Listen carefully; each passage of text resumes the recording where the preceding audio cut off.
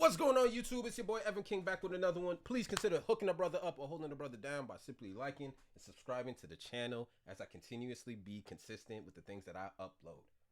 I'm working on it. You pick that up? You picking up what I'm putting down? I'm working on that. Like the lines is starting to mesh together, whatever.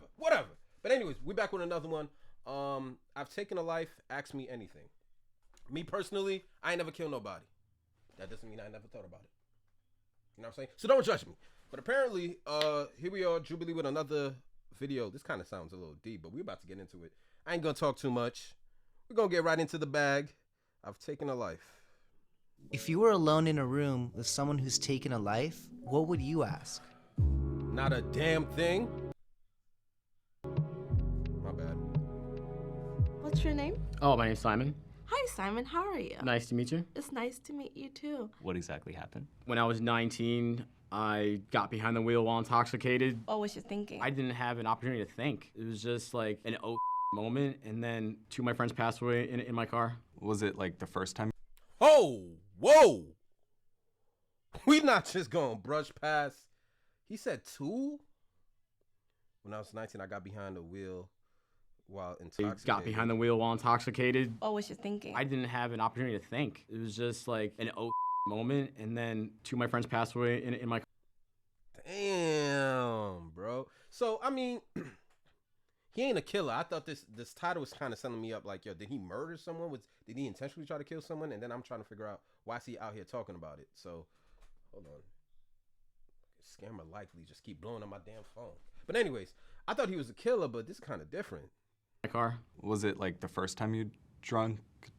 It was not. I was Nope. 19 at the time. I mean, I didn't do it every single day or every weekend, but When he asked, was this the first time you ever drunk and drove? I already know. I have this 1001 rule, right? And it's like, you'll do something, you'll make a habit of doing something 1,000 times, but there's always going to be that one time. And I'm talking about the things that you take a risk in. So some people will say, my risk is jaywalking. So like you know, they'll cross the street when the light is not theirs. They've grown accustomed to doing it. They've been doing it since they were kids. It's just a part of their daily routine. It's whatever, because they know how to cross the street. So obviously you know how to dodge a car. Until that one time you do it, the 1001, you get hit by a car and it causes you everything. You know what I'm saying? So I always say there's always the 1001 rule. Anybody who's ever driven drunk has driven drunk before. And it was that 1001 time that changes everything. Be mindful of the 1001 rule. Free game. I think I did it maybe 5 or 6 times. What did you get convicted with? Aggravated DUI. The aggravated DUI held more time, so they dropped the reckless homicide just so I got more time. Do you feel like the DA treated you fairly? I just Hell no. vividly remember the DA kind of trying to paint a picture of you like intentionally Yeah, wanting to get behind the wheel when, you know, you never would have even contemplated it if that was a possibility that you know, you would have entered the car. They always What try is to your paint you out relationship to look like a with bad your guy. parents? How did they handle what happened and kind of what was their reaction to it? My dad's always just been there for me. He's always been very supportive of anything I did. I mean, he's forgiven me. Even if he was even mad at me. That was the second time I actually heard my dad cry. The first time was when my mom passed. And the second time was over the phone when I told him that I was at the hospital and that two of my friends passed away. But he's always been there for me, and that's somebody I could always go to regardless of anything. Are there still people in that community shit. that you keep in touch with today that you're close to? A lot of people just kind of wrote me off after I got out of prison because I spent 8.5 years in the pen, and all the childhood friends that I did have, they never. So, gets into a car accident driving drunk at 19. And let's be honest, bro. Obviously, we know he shouldn't have been driving, let alone been drinking. And of course, my whole thing is, you killed 2 people and you only served 8.5 years. Now, whether he deserved more time is completely subjective. Everybody's entitled to their opinion. But damn, human life is worth 8 years? You know? Maybe he had some great lawyers. Never spoke to me again, and they kind of, I guess, just had a bad taste in their mouths just about what I did, and I guess they didn't want to associate me with them, which is perfectly fine. I totally understand it. The only person I spoke to was my dad. I hope I don't sound rude when I ask this, but like, Now just be open. do you consider yourself a killer?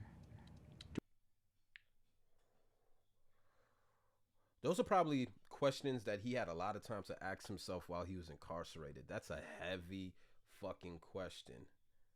That's a heavy fucking question. I got to see what he says. Do I consider myself a killer? Society's definition of a killer, I mean, is it premeditative? Is it something you wanted to do? If I could answer you, all I could tell you is I never meant to do it, and if I could change it, my life to theirs, I'd do it over and over again. Understood. Sorry again if I... No, it's all good, man. Thank you.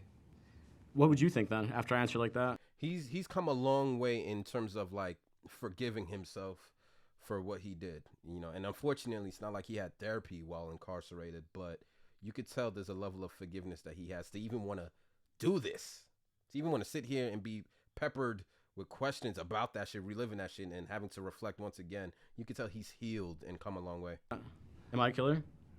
No, of course not. What passed most of your time in prison? Probably staring at a wall. There's not much you can do unless you actually have a job that requires you to go outside your cell, which eventually I did become a cook. And that was like big for me because it gave me routine, it gave me structure. There was a long time while I was in there that, you know, you just didn't see any point of going further because of the whole incident and just waking up with that. Do you see yourself ever driving again? That's on my bucket list, just kind of to get my license back and be able to drive, period. Even if I don't drive any, just having that is it just means something to me. I do get sometimes like a very anxious type of feel when I'm a passenger and when somebody like brakes hard or something and you kind of just feel almost a roller coaster type of feeling, and it makes me just feel a little bit anxiety. But as far as driving, I mean, I don't know yet. How could you not? Yo, bro, I've seen people survive car accidents that's never driven before. But to be responsible for the death of 2 people while you were driving, I don't think that's a trauma anybody could really heal from. And and he said it himself, like just a driver pushing on the brakes makes him nervous. Have you ever dreamed about that accident? I have a reoccurring dream that I'm in a vehicle and I can't stop it, and it's just like an anxiety-driven type of deal. It's kind of like the flashback to being in the car and then, you know, getting into the accident itself. I'm an alcoholic. I've been sober for 3 years, but I've had a couple of DUIs, and my last DUI was in an accident. Thank God no one was hurt. Absolutely. But unfortunately, in today's society, you have to experience something to truly grasp the effect it could have on you. Right. How's your mental health been since? Say that shit all the time. I think I said in the other video, like you really gotta go through things in life in order to learn. Like people have to learn the hard way. And I was saying in another video, it's just like, you have to watch other people's mistakes in order for you to understand, hey, I shouldn't do this. And sometimes you actually got to find yourself in your own mistake. And those kind of mistakes, they're not the ones you could walk away from. It's happened. How are you? It's hard. Like as far as thinking you could have some type of normality in your life, just not a thing. I thought when I got locked up after I'd get out, just being free, that would be, I guess, the key to finding contentness with who you are. Yeah. But, I mean, there's weeks that I just don't want to do anything. There's days where you just contemplate your own life in general. Yeah. It's a wake-up call. It's a whole different reality that you have to set yourself to live. What gets you up in the morning? What do you do to kind of get out of those kind of funks? The biggest things that help me, just realizing that you do have a second chance and some people didn't get a second chance from this.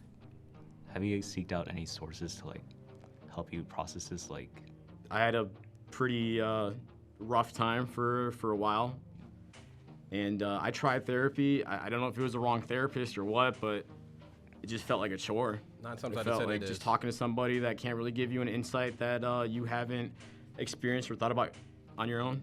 I think that myself, probably my whole outlook on life would change after something like this happened to me. How has it affected your philosophies? Because to me, it seems like you've come out of this like a stronger person. It definitely shaped who I am. And it wasn't about until like 3 to 4 years in before I kind of accepted my reality.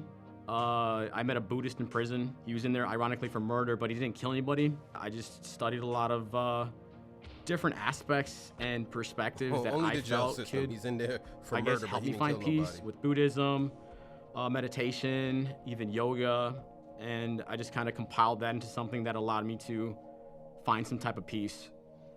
That's beautiful. I mean, for me, I had a lot of anxiety back in college, and like that pressure allowed me to discover peace for myself. Absolutely. But I also sometimes feel like if it weren't for like the tragedy or the anxiety that we have in our earlier life, like we may not ever be able to overcome that and become the stronger person. So I just feel like it's beautiful to hear that somebody who's had such a tragic experience can come out on the other end, finding the hope and the peace that you have. That's really beautiful to hear. I was wrong. Like, the more I watched this video, and because I was saying earlier, it seemed like he's healed from it. I think there's a difference between healing and accepting. I think he's accepted, and I think he stated it too, that he's accepted what has come as a result of this.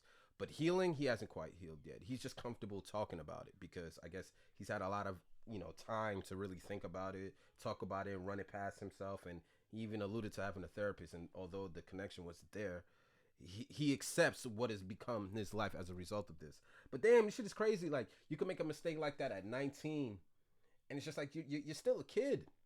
You really are still a kid, And to punish, just sending him to jail for 8 years, bring back those lives? No. Does it give the family peace? No. Obviously, we don't know all the details, but I'm looking at it like, all right, he was in the car with two of his friends, got drunk. I'm pretty sure his friends were drunk too, right? Who knows? And one thing led to another, and he lost control of the car, and now here we are. But at the end of the day, like, we're only human. God damn, what the hell went in my eye? Yeah, one thing with society that I've noticed ever since I got out, everybody's very oriented on comparing themselves to others. It seems like anxiety's on a whole nother level, like you're not good enough. Yes. But a lot of people are just lost in the sauce, I guess you can say, and haven't been humble to a point where they realize what's really important and what's not. I'm not crying. Tomorrow's not promised. Have you had alcohol since the incident? I've had alcohol. I've not gotten drunk. I don't like going out. I don't like drinking. I haven't done drugs in, 10 years. I feel like staying sober is... Imagine that. I haven't done drugs since I was a kid. Or a teen. That's what my life is going to be, because I wouldn't be happy if I were to get drunk or get messed up. It would just maybe bring back a lot of anxiety or a lot of pain, just kind of disregarding what you did because of drinking. What's one positive things you learned from that accident, if there's any? Everything has a consequence. So when you do something, even if you deem it small, you just gotta kind of take a step back if you're about to do something stupid and realize that, you could not only be affecting yourself, but other people. I was dumb. I was stupid. I was young. I feel like you have a curtain in front of your head at that age. I was 19. A lot of people do rather. But speaking for myself, you don't think past tomorrow or the next week. You're just in the now. And, it was just like the whole college partying oriented lifestyle. The person I was back then, I was a child. It sounds like you weren't even present in your own life. I feel like a lot of people are in that type of predicament. Yeah. I work in law enforcement. I'm a police officer here in LA County. Usually 12 to 4 o'clock is when you get your drunk drivers. Certain crimes, we do have discretion in whether or not we're going to arrest someone. Mm-hmm. I don't exercise my discretion. For me, it's one of those things where it's like, you're lucky that I stopped you before. Do you let them off? I'm gonna be honest with you, I've probably let off 1 or 2 people. I feel like it's better to probably more give people that initiation shock Mm-hmm. of what you're doing. Letting them off, that's just, it's downplaying, and it's not giving them that realization like, oh shit, I could just do this and get off. It's so crazy because that is a valid point. Do you punish someone the first time that they break the rules, or do you, give them a bypass? Like, hey, this is just a warning. It's so fickle. When it comes to life and death, those situations just like, yo, bro, if I didn't pull you over, there's a good chance you would have crashed and killed somebody, right? Or you could possibly killed yourself, And by giving them a first and second chance, some people never learn from those. Some people take it as a privilege. Like, oh shit, I just did 90 on a 45 and I got off. You know what I'm saying? So, No, yeah, and I totally agree. So everything's case by case, man, because subjective. You get those people that you genuinely feel for, and they're either going through something traumatic and they made a mistake, or you have those people that are just ignorant and they think that, okay, I live 5 minutes away. Like this 5 minute drive isn't gonna like nothing's gonna happen in between that time, you know. I mean, me personally, I don't think there's a justification, right? Yeah. It's kind of just comparing apples to oranges. No, for sure. Yeah, it definitely is, because you could honestly say him driving drunk at 19 was a mistake. It didn't stop him from having to go to jail. You know what I'm saying? Like, first time offense, first time killing anybody wasn't intentional, right? Still had to go to jail. There's still a punishment associated. And that's why the law says ignorance of the law is no excuse. So whether you know or don't know that you're breaking the law, you're still justifiable to get hit with a charge. But I mean, it's You just never know whose life you can save Exactly. by just, Yeah. giving somebody that DUI and just kind of opening their mind. Mm-hmm. Yeah. Do you feel that the punishment fit the crime in a sense? I've never Good question. even looked at it in that way. Just the overall incident itself, it's something that never will go away. Oh, for sure. That's kind of like, Yeah. How have you forgive yourself yet? If so, how long does it take you? I mean, that's just like an everyday type of struggle. I don't really know when people ask, have you forgiven yourself? Like, it could have so many meanings. There's certain days where I wake up all right. There's other days where I wake up just, feeling like you wanted to be one of the passengers instead of being the one alive. Survivor's guilt. I'd give you a hug right now if I could. Appreciate it. What up? Damn, that was deep. That was deep. But I definitely know what he's talking about. Like, that's that old survivor's guilt. And it's like, sometimes we're quick to justify the person who was ignorant or wrong in a situation and not really think of A, their age, or B, how that might be affecting themselves. This kid's going to need years of therapy. Years. Like, it's so crazy. Like, we just kind of brush past that because we look at the action. But it's like, yo, dude, he's 19.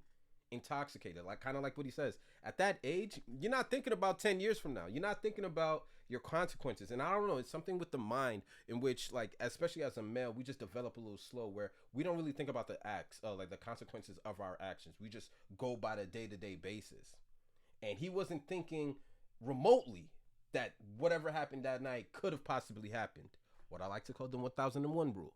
You know what I'm saying?